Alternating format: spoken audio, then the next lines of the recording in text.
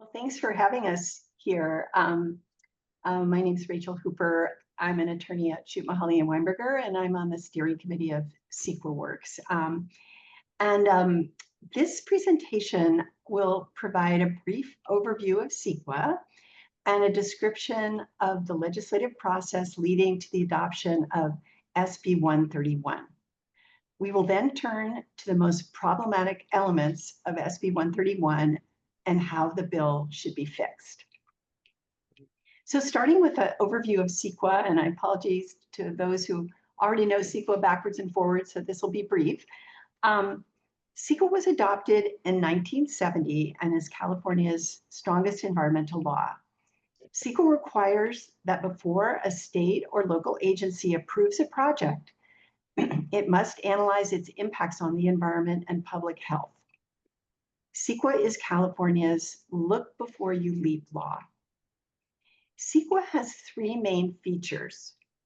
First, the lead agency for the proposed project must disclose the project's environmental and public health impacts. The purpose of this feature is to assist governmental officials in their decision-making about projects that might cause harm, and to inform the public about projects that could adversely affect their communities. The environmental review document must also analyze less harmful alternatives to the project. And that might be alternative locations or an alternative project design. The second major element of CEQA is the mitigation requirement. Here, the lead agency must identify feasible ways to avoid or reduce the significant effects of the project. Mitigation is really the heart of CEQA. It is how the law actually improves projects. The third major element of CEQA is public engagement. CEQA is the only state law that allows for public input on land use decisions. And it is this public engagement that improves projects and holds governmental officials accountable for their decisions. CEQA is now the main legal tool used by environmental justice organizations to protect vulnerable communities that already bear the brunt of past industrial pollution. So now I'd like to turn to the procedural background of SB 131. SB 131 was enacted on June 30th as a budget trailer bill. It did not come up through the normal legislative process where it would have gone through policy committees, which carefully analyze bills and consider public input. Instead, the governor included what they called a poison pill in the state budget, stating that the budget would not pass unless SB 131 was adopted. Within this rushed process, the public didn't see the language of SB 131 until Friday, June 27th, just 3 days before it was signed into law. At the Senate Budget Committee hearing the next Monday, June 30th, it was clear that the senators had had little time to review the bill language, and many had serious concerns about some of its provisions. Given those concerns and the widespread public outcry, the bill's author, the Senate Pro Tem, and other legislators committed to consider cleanup legislation to fix its worst elements. And our job now is to ensure that the legislature keeps its promise and fixes this deeply flawed bill. Now I want to discuss the first provision of SB 131 that the legislator committed to reconsider. And this was a CEQA exemption for a vague category of projects known as advanced manufacturing. State law defines advanced manufacturing as, quote, systems that result from substantive advancement, whether incremental or breakthrough, beyond current industry standards in the production of materials and products. This very broad category includes battery and energy storage manufacturing, defense and aerospace manufacturing, and semiconductor and electronics manufacturing. These types of industrial processes typically involve hazardous chemicals and solvents. And most of the advanced manufacturing facilities will be built in and around disadvantaged communities that are already burdened by decades of industrial pollution. So it is essential to California's communities that these polluting facilities not avoid CEQA's requirements for environmental review and mitigation. This outrageous exemption must be removed from SB 131. If that is not possible, the legislature must significantly narrow the types of projects subject to the exemption and impose conditions such as appropriate setbacks to ensure that exempt projects do not harm communities and the environment. So I'm now going to turn to my colleague, Gabriel, who can provide specific examples of the potential environmental risks posed by these advanced manufacturing facilities. Thanks, Gabe. Thank you, Rachel. I'll start by briefly reviewing the details of this definition and where it came from. The advanced manufacturing definition cited in SB 131 was written initially for and has been historically applied by a state tax credit program called the Sales and Use Tax Exclusion Program.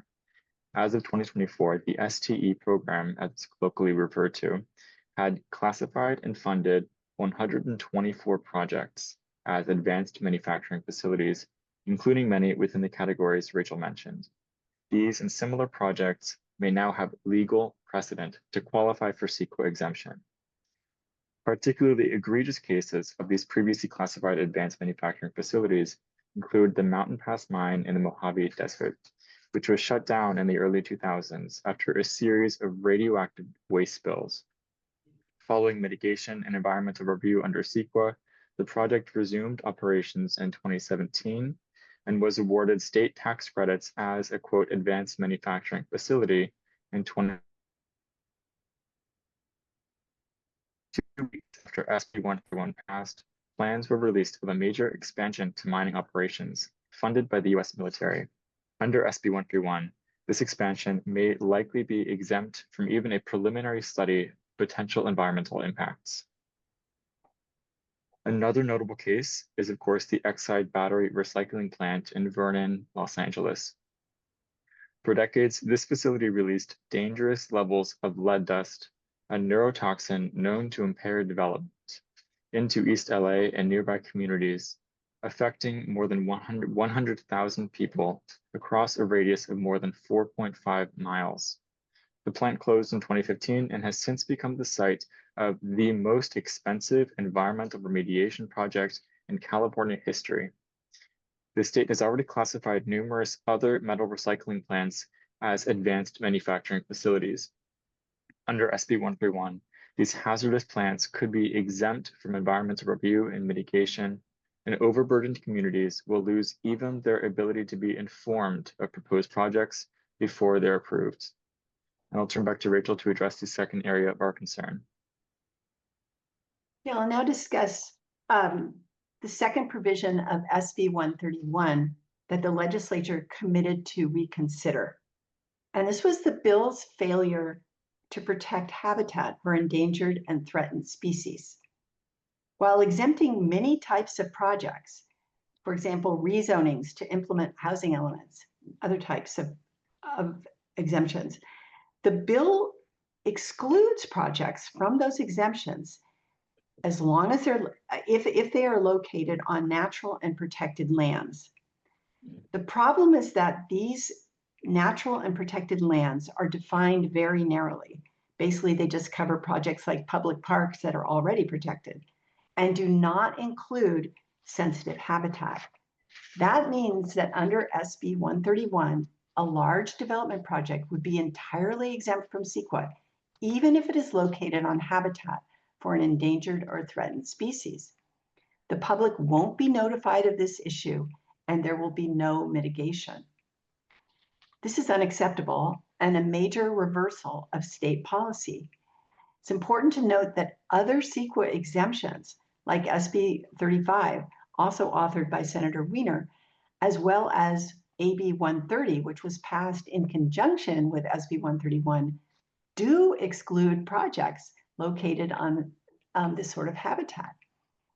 So the legislature must expand the definition of natural and protected lands to include habitat for protected species identified as candidate sensitive or species of special status under the Federal and State Endangered Species Act or the State Native Plant Protection Act, and lands identified for conservation in an adopted natural community conservation plan, habitat conservation plan, or other adopted natural resource protection plan.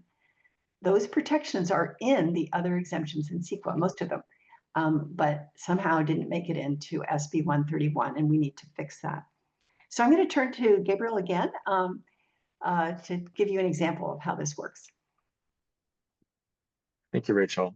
One critical example here is the quote, advanced manufacturing facility proposed for construction on San Bruno Mountain in San Mateo County, the plans for which were published not 1 week after SB 131 passed.